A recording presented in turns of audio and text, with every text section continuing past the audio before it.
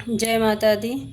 नवरात्रि में देवी आपको क्या संकेत दे रही है, जो शुभ भी हो सकते हैं और आपको सावधान करने के लिए भी हो सकते हैं। नवरात्रि में माँ की सेवा आराधना अच्छे से करनी चाहिए। अगर कोई त्रुटि रह गई हो तो तुरंत माँ से माफ़ी मांग लीजिए। नवरात्रि 21 सितंबर से शुरू हो रही है और 1 अक्टूबर को नवरात्रि ख़त्म हो रही है। कलश में बोए हुए जौ का सही तरीके से उगना ये शुभ संकेत हैं। अखंड ज्योति का जलना, सपने में माता का दर्शन होना, पूजा के बाद ठंडी ठंडी हवा का स्पर्श महसूस होना, किसी बड़ी समस्या का अचानक से समाप्त हो जाना, घर में किसी शुभ कार्य का होना। अगर आपको ऐसे संकेत मिलते हैं तो आपके जीवन में बहुत फल प्राप्त होने वाले हैं। अगर नवरात्रि में कलश पे रखा हुआ नारियल अगर आपका टूट जाता है तो इसे अनर्थ न माने, बल्कि माँ ने भेंट स्वीकार किया, भोग लगाया, ये सब नवरात्रि में शुभ संकेत माने जाते हैं।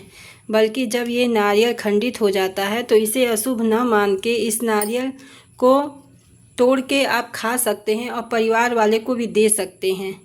ये अशुभ संकेत नहीं है। नवरात्रि में अशुभ संकेत भी होते हैं, जैसे जौ का सूखना, अखंड ज्योत का बार बार बुझ जाना।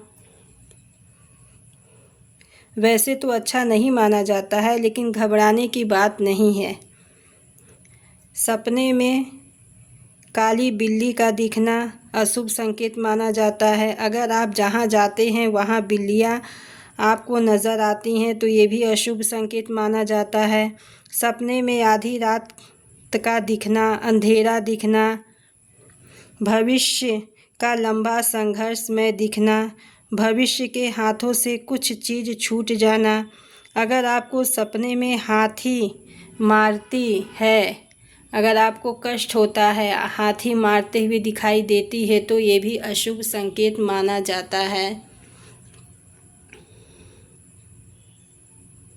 ये सब शुभ संकेत नहीं है। अशुभ संकेतों का क्या करना चाहिए? तुरंत माँ दुर्गा की पूजा करनी चाहिए, दुर्गा कवच का पाठ करना चाहिए, दुर्गा सप्तशती का पाठ करना चाहिए, दुर्गा चालीसा का पाठ करना चाहिए। ऐसे में संकेत का मतलब है आप अपने कार्यों में ध्यान देने की आवश्यकता है, इसलिए आपको दुर्गा माँ की पूजा करनी चाहिए, उनसे क्षमा मांगनी चाहिए। सकारात्मक रहिए, माँ दुर्गा की पूजा आराधना करिए और दुर्गा आपकी रक्षा हर वक्त करेंगी। काले नीले कपड़े न पहने, बाल खुले करके मंदिर में न जाएं और सुबह शाम दोनों टाइम माँ की पूजा करें, अर्चना करें, माँ का भजन गीत गाएं और घर में लड़ाई झगड़ा का माहौल ना हो।